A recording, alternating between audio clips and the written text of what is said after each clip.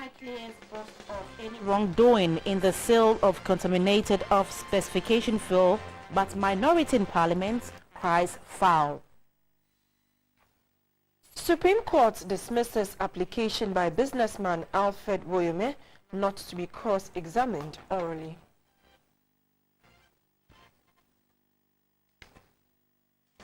And Ugandan civil servants face strict dress code. Live on GBC24 and GTV, it's time for News Hour. Good evening and you're welcome. My name is Soyoko Kwakutre. I am Shirley Annan. Ghana and Ethiopia have pledged to strengthen their ties. During a courtesy call on the President of Ethiopia, Mr.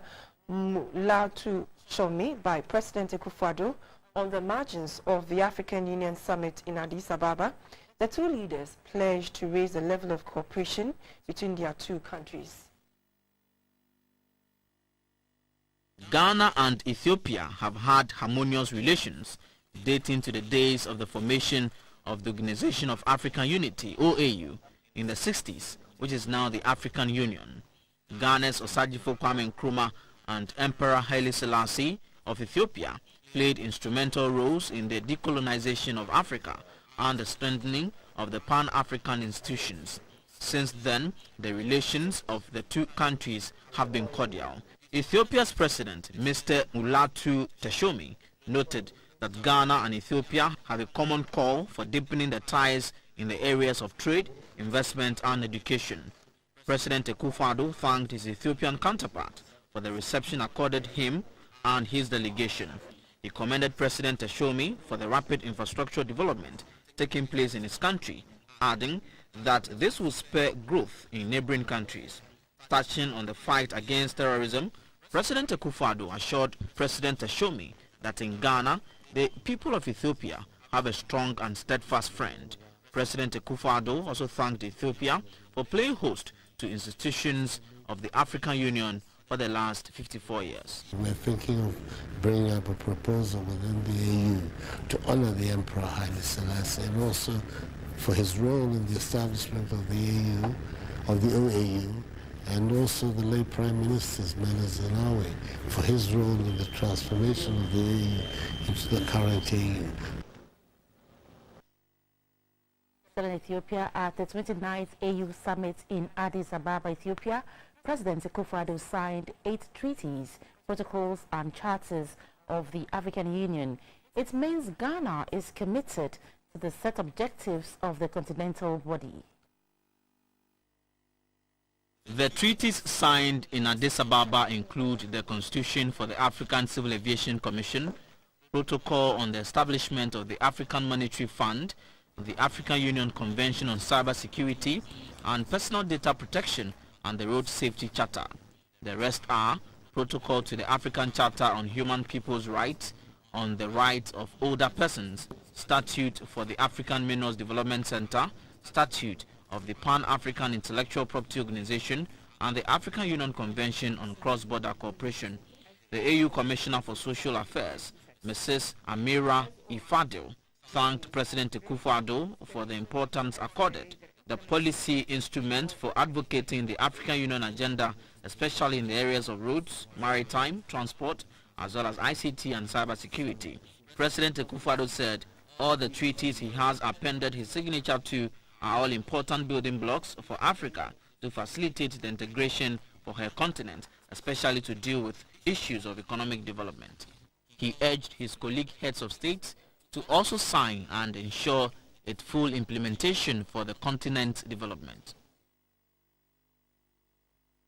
The Vice President, Dr. Mahmoud Bawumia, this morning joined industrial experts across Africa and China to deliberate on how Ghana can tap into China's industrialization drive to set its industrialization agenda in motion.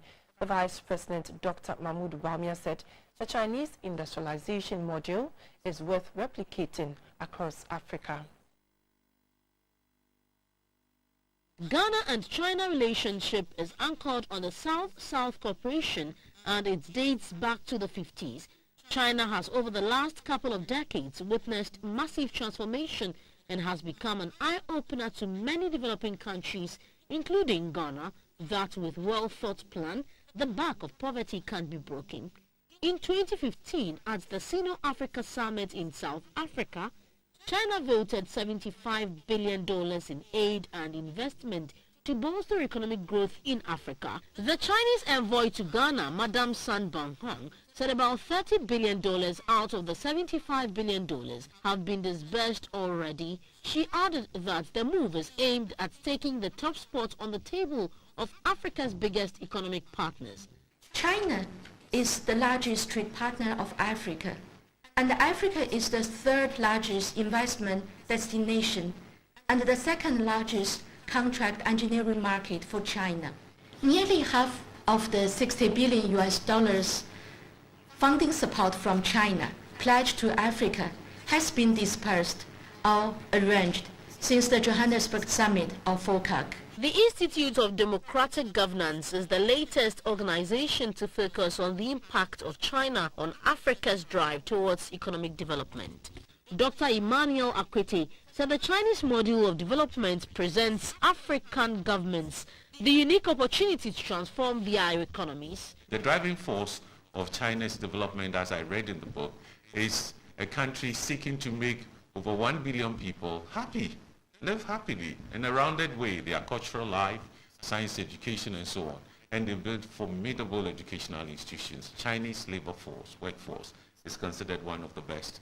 And for international investors, it's also the cheapest.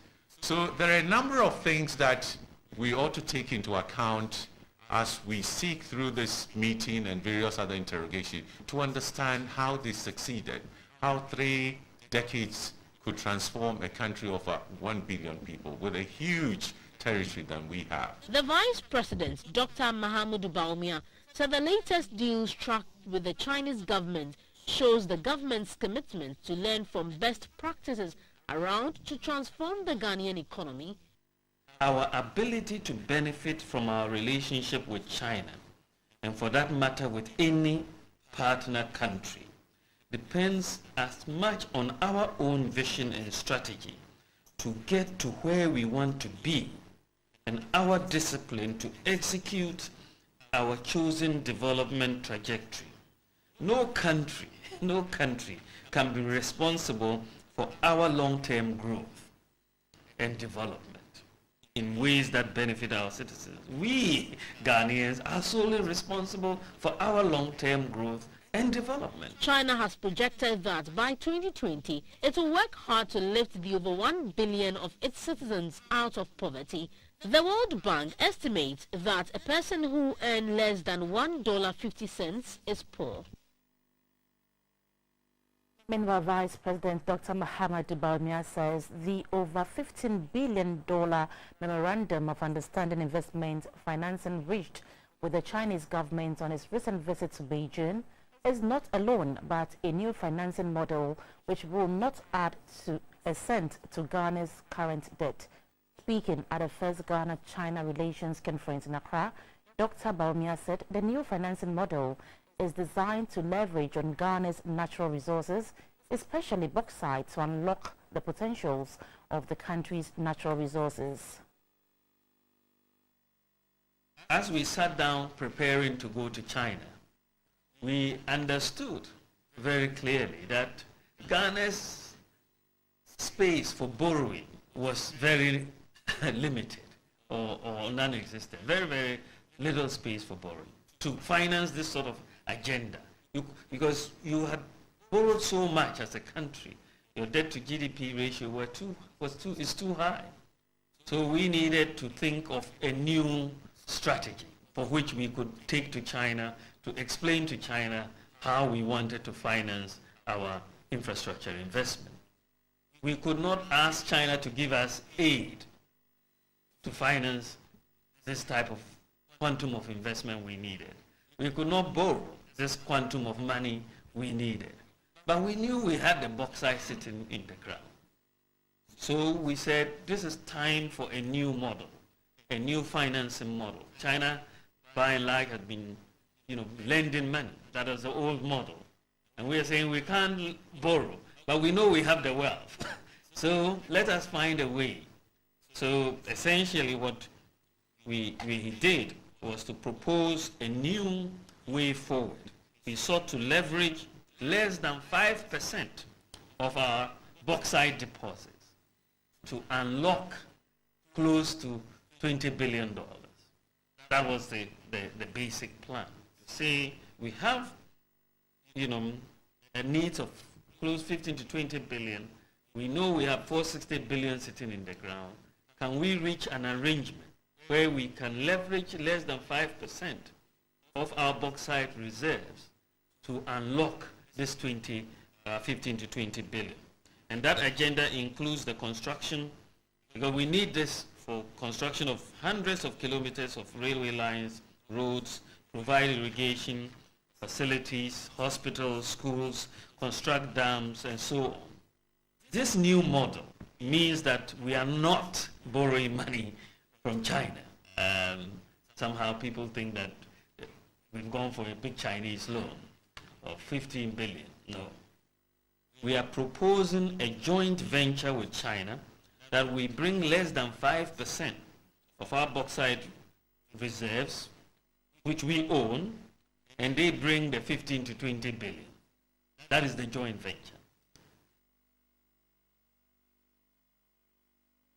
President Akufo-Addo is back in Accra.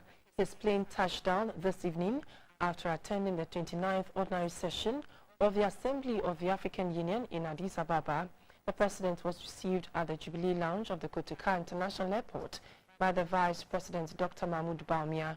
While in Ethiopia, the president attended a meeting of heads of states under the theme Harnessing the Demographic Dividend Through Investment in the Youth. The meeting tackled the implementation of Continental Free Trade Area and reforms of the Continental Body. The Director of Communication at the Presidency, Mr. Eugene Ahin, said the President was also recognized as the AU Gender Champion for 2017. That African countries would be able to supplement the entire cost of their budget rather than depending on external donor sources as a source of funding. Now, with respect to Ghana, yesterday, that was at the opening ceremony of the AU summit, the president was given the AU Gender Champion Award by the United Nations Economic Commission for Africa. Now, this was in recognition of the kind of work he's done ever since he was appointed in February 2017 by the AU chairman, that's Professor Alpha Conde. And before the president left Ethiopia this afternoon for Accra, he met the president of Ethiopia to discuss issues bordering on mutual cooperations, as well as deepening the bilateral ties that exist between the two countries. Ordinarily, if you look at the trade volumes between Ghana and Ethiopia, they are very, very low. So the main agreement was that a permanent joint commission for cooperation be instituted, which will serve as the investment framework or the trade and investment framework between the two countries, so as to ensure that the trade volumes between the two countries are boosted as opposed to the kind of low levels we have at the moment. Joint investigations and findings by the National Petroleum Authority, NPA, and the Bureau of National Investigations, BNI, show that the contamination of the 5 million liters of fuel occurred on January 18, which is before the current Managing Director of BOST, Mr. Alfred Obin, assumed office. Mr. Obin has, however, been cleared of any wrongdoing in the sale of the contaminated off-specification fuel. The Minister for Energy, Mr. Boachi Jaku, made this known at a news conference in Accra. It is reported that the bulk oil storage and transport company BOST started selling contaminated products as far back as 2014. Over 8 million liters of contaminated fuel was sold in 2015 and over 12 million liters was sold in 2016. According to the Minister for Energy, Mr. Boachi Jaku, the over 5 million liters sold on the 18th of January this year is less than the off-specification fuel sold in 2015 and 2016. From 2015 to 2016, a total of 49 unlicensed companies and individuals bought contaminated products from BOST at 1 cedi or less. 5. By selling to individuals and union members, for example, it is clear that by practice, a company did not even have to be registered to buy contaminated products from BOS. The Minister for Energy, Mr. Boakye Jarko, further stated that among the 15 companies that expressed interest in the purchase of the contaminated fuel, Movimpena's price of 1 Ghana cedi 30 pesos per litre was the highest, which is the highest BOS has ever sold. The sale of contaminated products has thus far been to individuals, union members, and companies that have largely not been licensed by the MPA. The ministry also refers to the statement by MPA, which was issued last week, assuring that the contaminated products have been fully accounted for and therefore have not been delivered to retail stations on the market. We wish to confirm that contaminated products are currently being quarantined at the various depots and do not pose any danger to public safety. Mr. Ejako added that the BNI found nothing wrong with BOS's decision to sell the contaminated fuel to Movimpena. In the particular case of Movimpena, which bought the 5 million liters of contaminated product, it was a duly incorporated company under the Companies Code of Ghana at the time the transaction occurred. 6. It is not the case that the MD of BOS owns the company that bought the products. And 9. It is also not true that the address of or phone number of Movimpena is the same as that of the BOS MD. The Ministry of Energy has, however, expressed worry over the yearly case of contaminated fuel and has, as a result, asked the head of the Chemical Engineering Department of the Kwame Nkrumah University of Science and Technology, Dr. Lawrence Dakwa, to lead the investigative committee set up by the ministry on the case. Among other things, the committee is to come up with recommendations to prevent a future sale of contaminated petroleum products. The review is to be completed within 2 weeks. For GBC24, Oferiwa Dakon reporting. Meanwhile, the minority in Parliament has called on the National Bureau of Investigations to disclose in full the findings of a committee set up to investigate circumstances leading to the sale of contaminated fuel. The minority leader, Mr. Haruna Idrisu, was the main speaker of the group. The mere selling of contaminated oil matter to motorists. The mere admission of the regulator, the National Petroleum Authority, to the extent that they were unaware and they had not licensed a particular entity, also raises major issues as to which entity, corporate, registered or unregistered, that the state should be dealing with.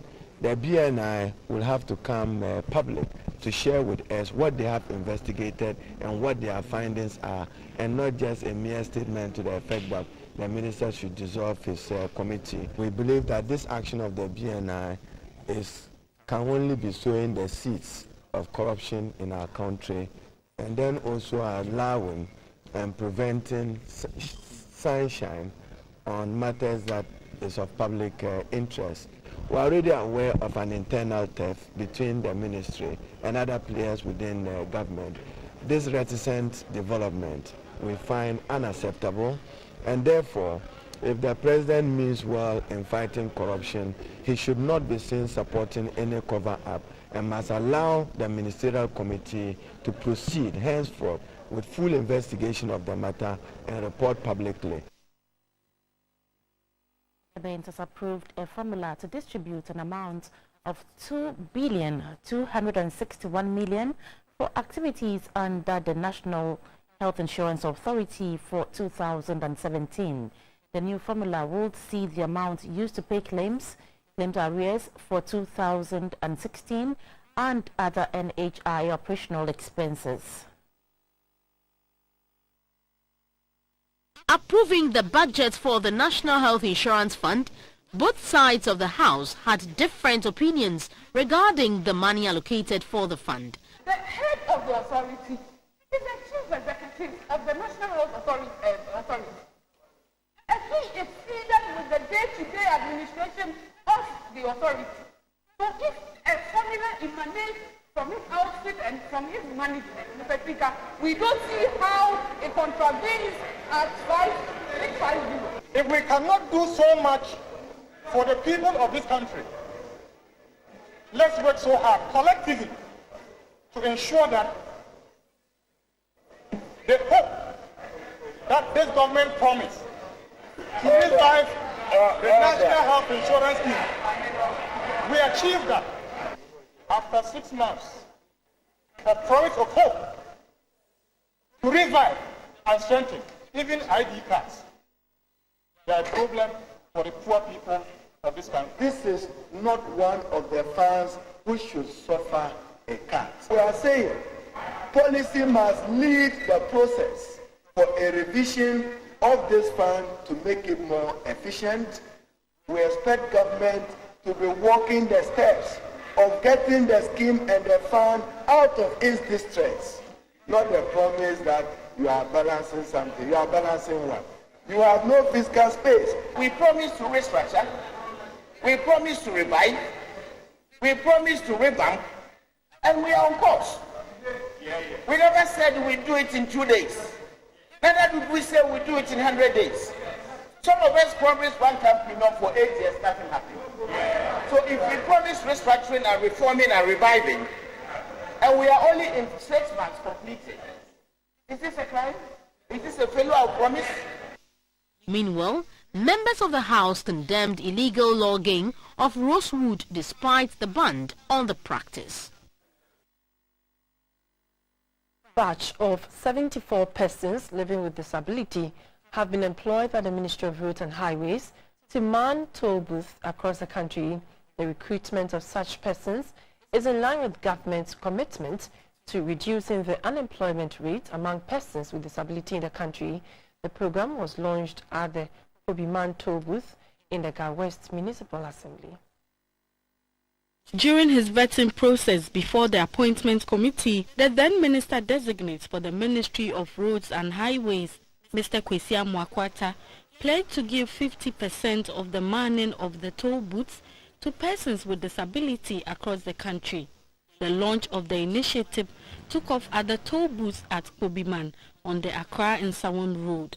In all, 200 slots, which represents 50% of the total slots available, have been reserved for persons living with disability, with 74 starting work immediately. The remaining 126 will be spread across all 31 toll booths in the country. The minister urged the PWDs to be confident and work efficiently. Through this initiative, we shall be empowering persons living with disability and giving effect to the fact that disability is not inability, and that my ministry is open to harnessing the skills of all persons regardless of their physical condition in executing this noble agenda.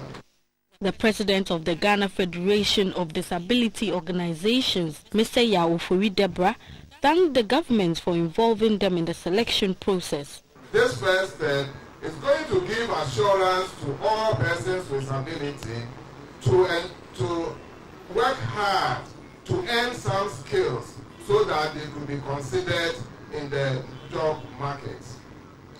Ladies and gentlemen, we are also calling upon the government that this toll booth job should not be the end of it.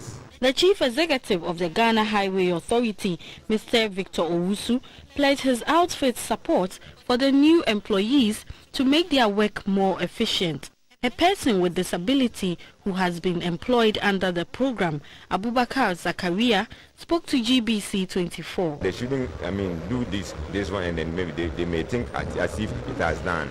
it will be like this, but tomorrow maybe it will be changing again. So as they are doing it, they should encourage by doing it more, so that we the disabled we can be enjoying like how we are, because it's not easy. Persons with disability are being urged to register with the Federation so that they will be considered for employment during the next intake under the program.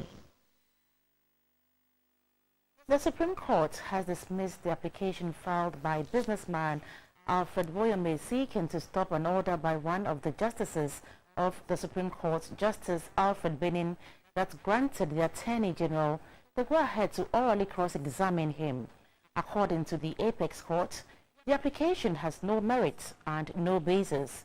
The case has been adjourned to 24th July 2017.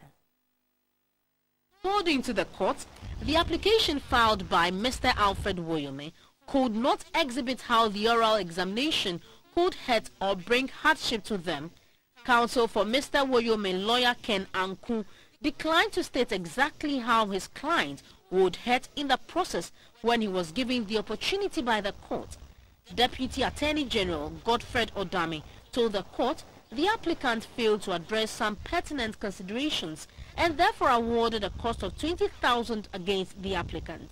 Counsel for the applicant told the court Mr. Alfred Woyome, his client, was indisposed and produced a form from the 37 Military Hospital to prove that. The court indicated clearly that the application was totally baseless, was without any merit at all, and then when given the opportunity to explain or advance reasons in support of the application, the counsel refused to or failed to do so. So I think that the dismissal was in order. It only shows that all these attempts by Mr. Woyome are just with a view to avoiding the judgment of the court. But clearly, the day of reckoning will come. We believe that surely time will catch up with him and we'll have no option but to pay up the money. The case has been adjourned to the 24th July of this month. The Accra Metropolitan Assembly AMA says its attention has been drawn to illegal activities of some individuals at public cemeteries within the jurisdiction of the AMA.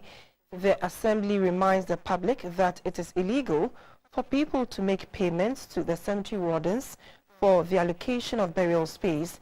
A statement signed by the PRO, Numo Blafo, indicates that all payments concerning the space in the AMA managed cemeteries for burial are to be paid to the AMA Public Health Department and not cemeteries.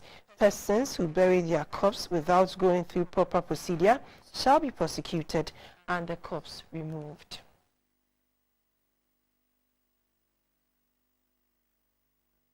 Still to come in this package, 2 East African nations issues 10 measures.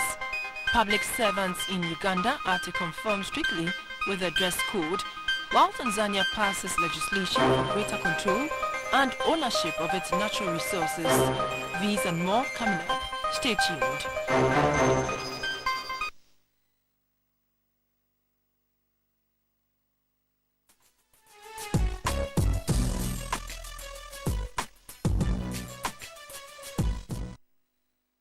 Hello, good evening and welcome. Time now for some business updates. I am Dorothy Ajimai. Star Life Assurance has partnered with GCB Bank to bring onto the market 3 new bank assurance products. The products are GCB Child Education Plan, GCB Wealth Master Plan and the GCB Home Call Plan, which caters for the investment and insurance needs of customers from the cradle to the grave. The 10 years partnership between Star Life Assurance and GCB Bank has proved to be an effective distribution channel of investment and insurance products to customers in the country. The partnership has brought to fore 3 products, including the GCB Child Education Plan, the GCB Wealth Master Plan, and the GCB Home Call Plan. The Child Education Plan will ensure the education of the subscribers' wards for access to quality education at all times. The Wealth Master Plan will enable customers achieve their short to medium-term goals in life through investments. And finally, the Home Call Plan covers the subscriber when death lays its icy hands on him or her. The Executive Director of Star Life Assurance, Mrs. Kakra Dufo Nyako, said customers will enjoy quality services when they sign up for the products. It is evident that this collaboration is providing GCB Bank with a one-stop shop for all its financial needs and services. And we therefore call on all GCB clients and potential clients to come on board as you experience a new definition for life insurance. The head of consumer banking of GCB Bank, Mrs. Doris Wunu, said a variety of banking services will be available to customers as they walk into any GCB branch across the country. Today, worldwide, banks are financial supermarkets. So you go in there, you find other things aside from the traditional banking products. So we want to provide a platform for our high net worth customers, our mass affluent customers. In fact, our total customers, about 2 million customers who walk in to do business with us, such that we create convenience for them. They can just walk in, talk to the salespeople on the shop floor, and access the products without having to go through stress. To sign up for the products, one can walk into designated GCB Bank branches across the country and follow the necessary procedures. Ashanti region, where Heritage Bank Limited, an indigenous Ghanaian bank, has taken its services closer to the people of Ashanti with the opening of its Swami Magazine branch. This latest branch is the third since Heritage Bank commenced operations in February this year. The new Kumasi branch of Heritage Bank, which is located in the heart of the Swami Magazine business hub, symbolizes the bank's promise to bring its refreshing brand of convenient banking closer to customers within the various communities it will serve. The bank's agenda is driven by its operating framework of professionalism, responsiveness, innovation, and integrity. The Amakomihene Nana Edu Mensa Asare cut the tape to officially open the Swami Magazine branch on behalf of Asanteni Otumfo Setutu. The managing director of Heritage Bank, Mr. Patrick Fisher, emphasized the bank's focus on customer convenience. Unlike other banks who will give you a readily defined products, we are flexible in that regard. And then secondly, what we also bring to the market is speed in decision making. So what you're going to realize is that we're going to have quick turnaround in our services, quick decision making, so that we can quickly come to a conclusion whenever we're dealing with customers. The Assistant Director at the Banking Supervision Department of the Bank of Ghana, Mr. Imano Adwinibuache, encouraged Heritage Bank to place maximum priority on best practices in corporate governance and relevant innovation in order to increase customer satisfaction. Your ability to design tailor-made products and services to suit the financial needs of the people of Kumasi will determine the impact of the bank on the people of Kumasi. It is my hope that your entry into Ashanti region will contribute immensely towards expanding the deposit base of your bank, as well as address the financing gaps that exist in the business environment. Heritage Bank hopes to open 8 more branches by the close of the year. Now let's have the performance of the local currency on the Tabang market.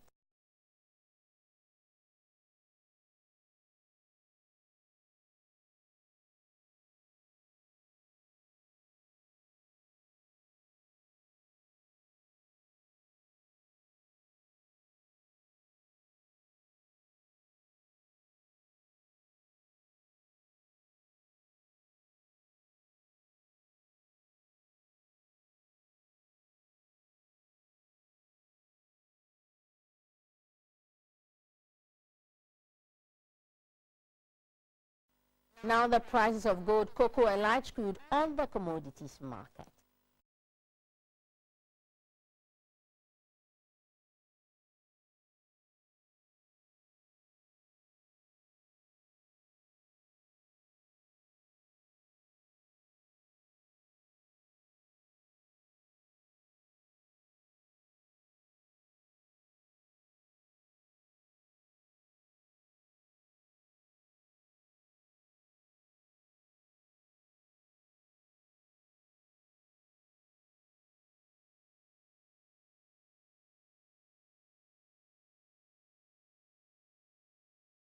And that's it for the business segment. The health segment is next. Please do stay.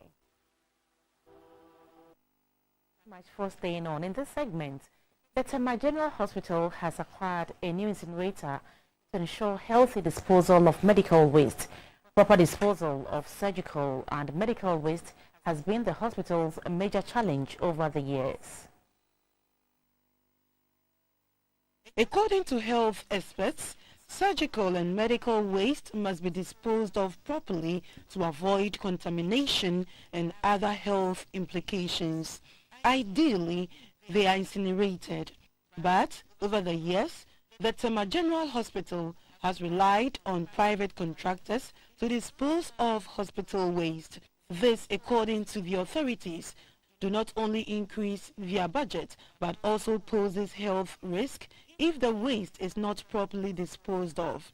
It is to address the problem that the Rotary Club of Tema have constructed and handed over a modern incinerator to the Tema General Hospital. The medical director of the Tema General Hospital, Dr. Opokwe Dusei, appealed to the government to help complete some abandoned projects at the hospital. There are so many uncompleted projects. The government of Ghana felt that they needed to expand the maternity. They started this, but the thing was abandoned in 6 years. 6 years now, nobody has got on this. So it was supposed to have been completed in 13 months. It's there. TMA started a mock out there. The mock, as we know, is not a building, it's a fridge. There are no fridges in there. External work is not done, civil systems, nothing is done, it's just a shell. In about 2008, the Central Theatre was cannibalized to expand this to meet the Can 2008.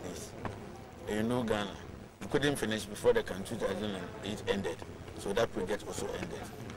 The incinerator, which operates on both gas and electricity, was constructed at a cost of 100,000 cedis. Health indicators for the first half of the year show a steady rise in maternal death in the Upper East region. Health experts in the region say the mortality figures are unacceptable. The Upper East Regional Director of Health Services, Dr. Kofi Azar, said efforts at achieving the targets set out in the SDGs require sustainable strategies. The maiden Upper East Regional Conference on Health is a joint initiative of the Regional Health Directorate and the Presbyterian Health Services North.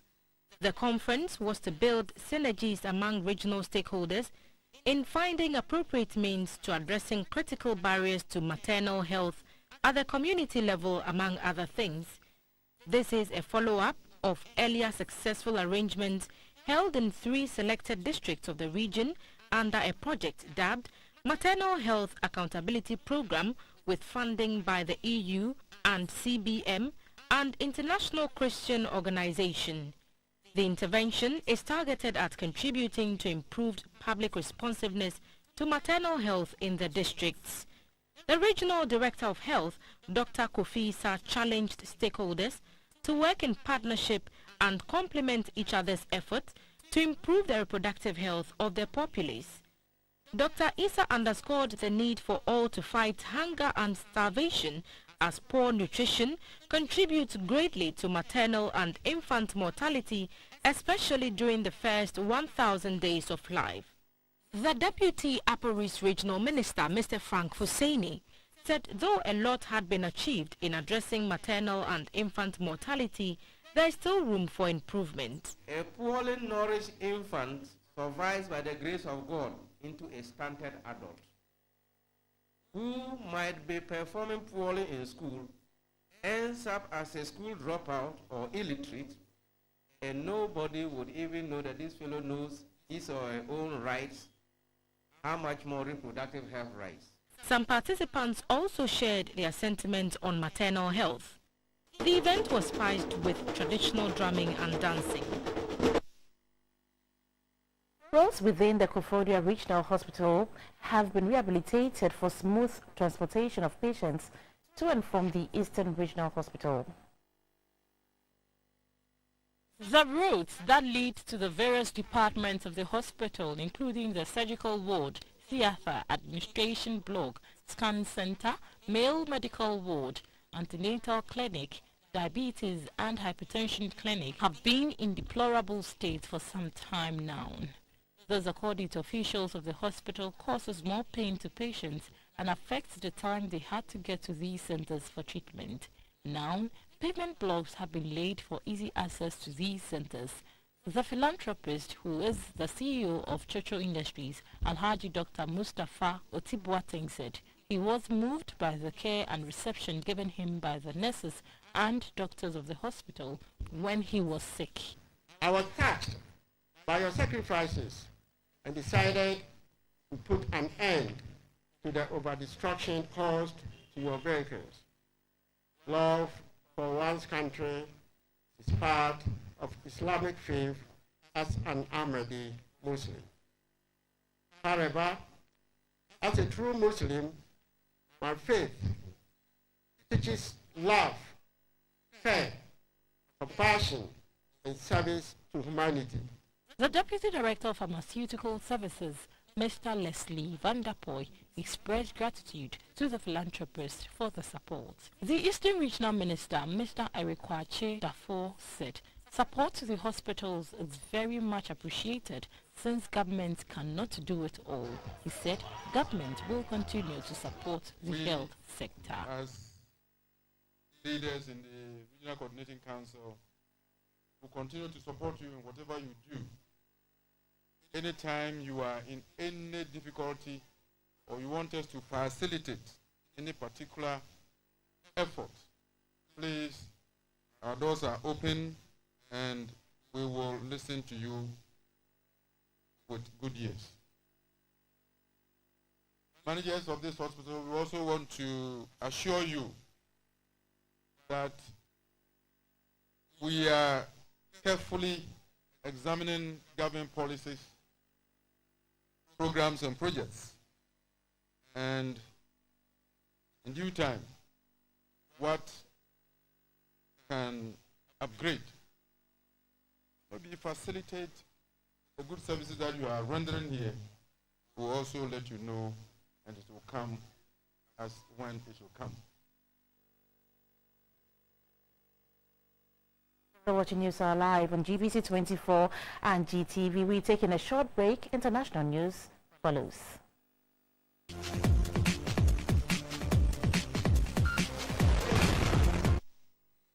Good evening, let's talk sports. We start off in Accra, where the Ghana Wrestling Association has launched the first Omo Wrestling Championships. The championship will be staged in La Entema and will be used to climax this year's Home War celebrations. There we go. There we go. There we go. Yes. Yes. It's all over. Traditional wrestling is the most known combat sports associated with different physical moves and techniques used for self-defense. The Greater Accra Wrestling Association has launched the first Home War Championship in Jamestown, the suburb of Accra.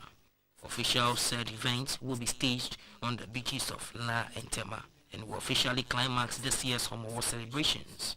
The Asafwache of the Asre clan, Niteku Abubunwa I, who graced the occasion, called on Ghanaians to embrace the sport. Traditional wrestling, which we the girls call Abotri, and I'm inviting them officially to join us whenever they hear the sound of our call to take part. If the person is interested, the person should try to contact the necessary quarters for any information, and then I think the necessary training will be given to the person.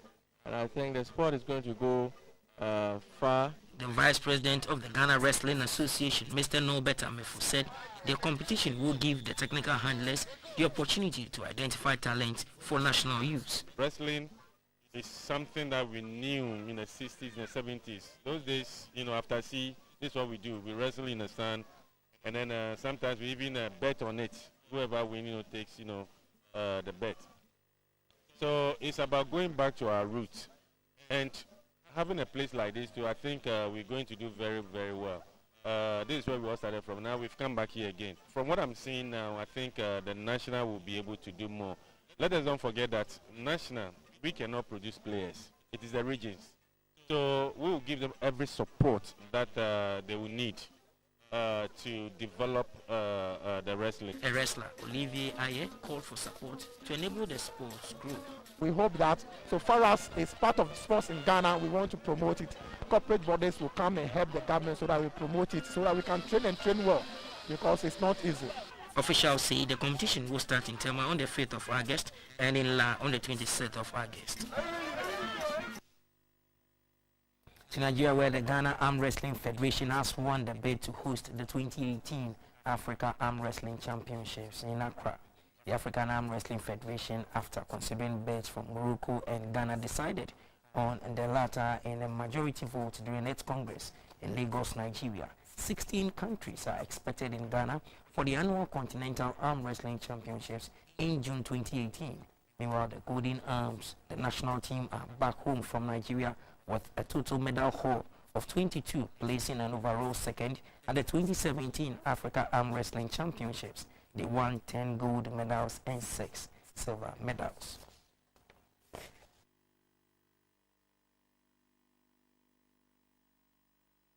That's all for sports.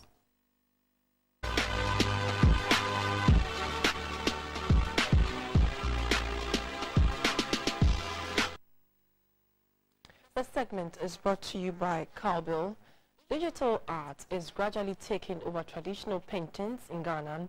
Contemporary artists say even though digital art is faster and easier, traditional paintings are more expensive. We had a chat with two contemporary artists on Showbiz on GBC24.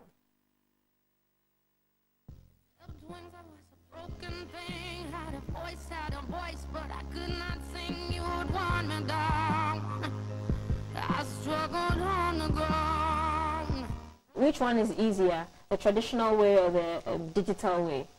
I think the traditional way is very, very difficult because you have to be, people say artists are dumb. No. Okay. Because you have to, the way your color is, I have to make sure I mix the exact color to get your color scheme. Okay. Yeah, so it's a mind thing. I can say mine is easier because I can actually pick the color, like your color, from a set of colors. So mine will be easier than his. Okay, but can you do his?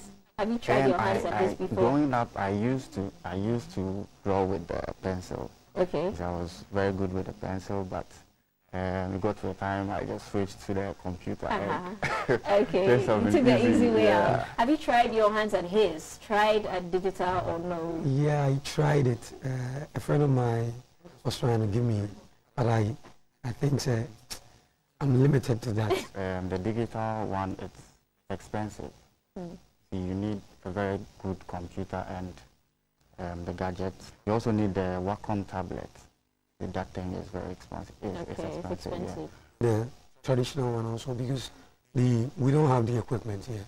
So the places that we get our colors, our medium, is high. It's expensive. Yeah. So you have to have money to be able to paint. The most expensive painting I made was about 3,000. About 3,000. That's the most expensive you have made. Yeah. Freddie? Mine was about half of his price, 1,500. 1,500. Yeah. The most expensive you have made? Yes. Okay, so this took a week to make. Yeah. Okay. There was a lot of work around this area, Because of the colors? Yes. Okay. You have to, they do a lot of work, and when I finished, I sent it for printing. Okay. Before it goes to another place for the framing. Okay. Yes, so how much would this painting cost ideally? This is 800 cedis. 800 cedis? Yes. It took me about a month to make it. This one is going for 2,000. Boys get visa and think they be the man. If you my man, 50 grand, then no joke. You get contract, save me my envelope. Slippery slope to flourish and cope. They be with binging on hope. Empty promises sold on a daily. I should join the Navy so I can be wavy. Flesh you the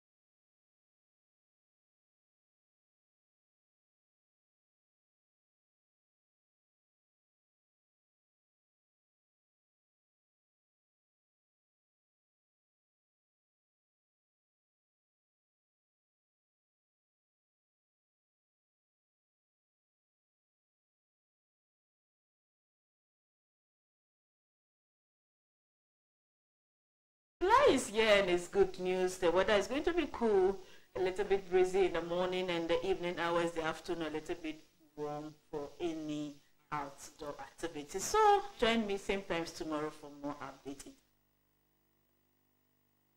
That's a wrap on the news for now. Thank you so much for watching. We'll be back at 10 with news tonight. Good evening.